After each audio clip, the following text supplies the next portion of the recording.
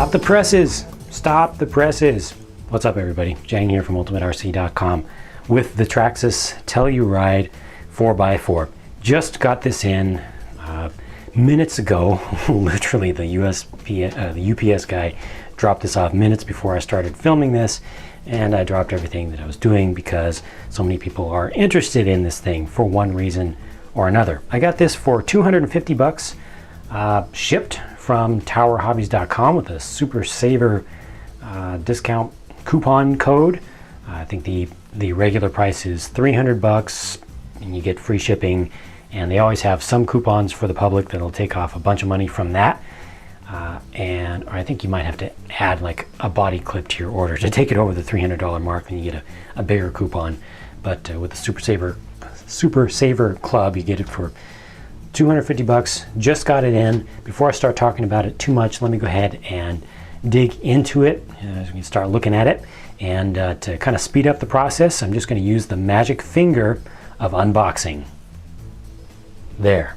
Doesn't that beat several minutes of me crinkling shrink wrap and sliding styrofoam around and futzing with packing materials and stuff? I think so. Did you really have any question as to which color scheme I would get? If you know me, you didn't have any such question or any doubts whatsoever. Here it is, the Telluride 4x4. Comes with the new basic, the new TQ low-end minimum features radio set. 2.4 gigahertz though, so even the lowest end, even the most basic thing they sell now, 4 AA's, 2.4 gigahertz, and done. Okay, nothing too special there, but I'm glad it's at least 2.4 gigahertz. And then there's this bag of stuff, just stuff. It's some body washers and preload clips for the shocks, standard shocks, a super basic battery charger, and a bunch of paperwork and stuff like that. So I'm not even going to dig into that. I'm just going to dig into the truck because that's what you're really interested in. What is this thing for folks who haven't seen it before? I think there are very few folks who haven't seen this by the time this video is being viewed. But basically, this is a Stampede 4x4 with a narrower track and a different body and a little bit different setup.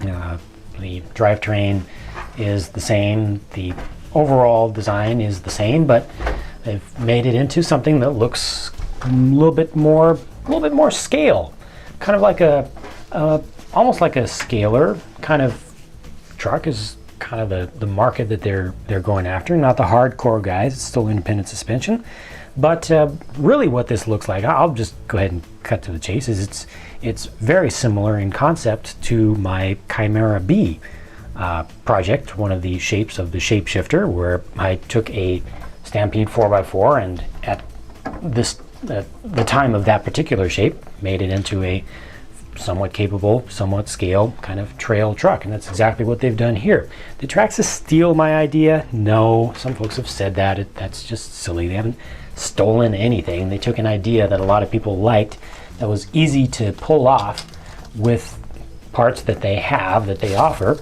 and they made it ready to run, which I think is great. I'm very happy about it so far. Haven't driven it yet, but I'm happy with the general idea so far. So the normal Stampede 4x4, how much does that cost? It's about $400 US, ready to run. How did they give us a Stampede 4x4 that costs $250? Well, they downgraded the driving components. Instead of being brushless with the Velineon and VXL system, instead they gave us a Titan 12-turn, the normal 1/10 scale motor. They call it a 550. It's kind of a 540 with a longer end bell for a fan in there, but it's a brushed motor and a brushed ESC, XL5 ESC, and a brushed motor. So you're not going to get nearly as much power with this thing as you would have with the original Stampede 4x4. They're still giving us a nickel metal hydride here. They do offer lipos on some of their models. There's absolutely no need to do that here, so they've lowered the price compared to where they could have gone with it, with this one, with using just a 7-cell hump pack there, all waterproof electronics. The receiver box, or the receiver is not waterproof itself, but they put it in a waterproof box. So you should be able to drive this anywhere. Now, you can see that the chassis is the same as the original Stampede 4x4, but they have made some changes and they have offered up some new parts here. So for instance, this body mount looks to be new to me. Look at that, nice and narrow. Okay, that's different. And they give you lots of room to move your body up and down. Lots and lots of room. That is really great. I really appreciate that. It's been something that I've not liked about the Stampede itself, the original Stampede, not even the 4x4, just the two-wheel drive for a long time. Is you had to buy parts or customize parts to bring the body down to make it look more sensible. Here they give you the option. You can use aftermarket bodies easily. Look at this in the back. They've got it all the way jacked up right now for the kind of SUV style body that they come with. But this thing is super tall, so you can really slam that all the way down without doing any customization. Much appreciated once again. I like that. The bumpers are the same as we've seen before with the front and the rear, but you can already see something that's different. Camber links, non-adjustable. They put in just solid plastic camber links, which honestly, on a vehicle like this, is just fine.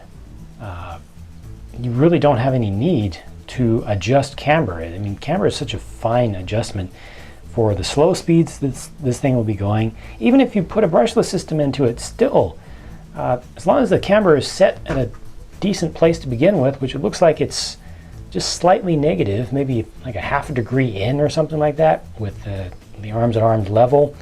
Bring it down. Doesn't seem to be much change of camber in there. So, it should be coming in a little bit, but it's just fine. It's skimping on cost, but that skimping on cost gets passed down to us, and for a vehicle like this, I think that's important to keep it cheap. Again, $250, not $400. Your shocks are the standard Ultra shocks they always give us, but these springs don't look familiar to me. I wonder if these are the two-wheel drive series springs. They are not progressive, thank goodness. They are linear, and they feel okay. Feels a little bit soft on the spring rate, but that's okay for the type of vehicle that it is. And I'm not trying to give excuses for anything here. I know there are folks out there who hate Traxxas because it's Traxxas, because they have a T in the name or something. I don't know. But I hate on Traxxas stuff that I don't like, that I think is stupid, and I'm not finding anything yet here that I find to be stupid. I think so far things are looking good. The rear suspension setup feels excellent. Could use a little bit more preload. I know this thing is going to squat under acceleration, but beyond, they give you preload clips. You can adjust that easily, but this feels really, really good back here. And the front feels just, I don't know, actually, maybe it's not undersprung. Maybe it's just a little bit under-dampened. So still in the ballpark. Now what about these tires, these wheels and tires? Like I did, they put on short course wheels and tires to narrow the thing up and kind of adjust the scale. They put on these Kumho or Kumo, I don't know the proper way to pronounce that, but licensed versions. I think they've had these before. Still got mold compound on there. It's or mold release compound. It's a little bit hard to tell just how sticky these things are not. I've not had these particular ones before, but I believe this is in their standard compound. They feel decently soft. I know that this is going to be a long-lasting tread pattern, though. Not going to be that great on traction, but I'll give it a shot. For the speed that it's at, for the amount of weight that this thing puts down to the ground, I will wait before passing judgment. They don't feel super hard. I have higher hopes for these than I do for their normal tread design. So we'll see how that works out. I mentioned that these narrow up the track. Well, something else that narrows up the track, new arms. These I have not seen before myself. It's a new mold, at least it looks like to me. And it's a little bit more obvious to see that from underneath. For folks who are familiar with Traxxas parts, that's definitely new. And It looks like these are actually intended to be interchangeable front to rear, which means they probably have, let's see, I'm trying to see if there's any toe. It's difficult to see if there's any toe built into the arms. I feel like there is a little bit. Let me check out the rears real quick, see what that looks like. Yeah, there definitely looks like there's some toe end built into the arms in addition to the toe end that's already built into the vehicle on the whole in the arm mounts. But then I wonder if they have toe out at the hubs. I'll have to look into that a little bit more carefully to see exactly what's going on, because if there was that much toe in, they would need to take some of it out at the hubs, and it doesn't look like they have. It looks like they're using the nitro rustler or maybe slash rear hubs. So don't quote me on that just yet. But I'll definitely be looking into these arms a little bit more, because on my version of this type of vehicle I used slash rear arms, and they required a little bit of modification to get them on there, but these are looking pretty good. Front, you've got those plastic camber links again. Well, there we go. That's the first look from me at this this truck. It looks interesting so far. I don't have super high hopes for it, but I don't have particularly low hopes. I'm just gonna give this thing a shot. I know there's a lot of prejudice out there, folks saying that, oh, it's not going to compete with a solid axle vehicle. No, it's not going to compete with a solid axle vehicle for sure. It has independent suspension. It's an entirely different thing. It's intended to do what most folks who want trail rigs want. Honestly, most folks who want trail and scalar rigs want something that can just do light duty trailing, over obstacles like my Chimera B could go over easily. And most folks who want RCs want something that can handle a little bit of speed, and this can handle way more speed than something with solid axles will ever be able to dream of, especially when it comes to turning. And there are a lot of things you can do to change the tuning. One other thing that they did to change the tuning here is they put 100,000 weight diff oil in the diffs, front and rear, right from the start. Now, that's not enough to make this anywhere near locked.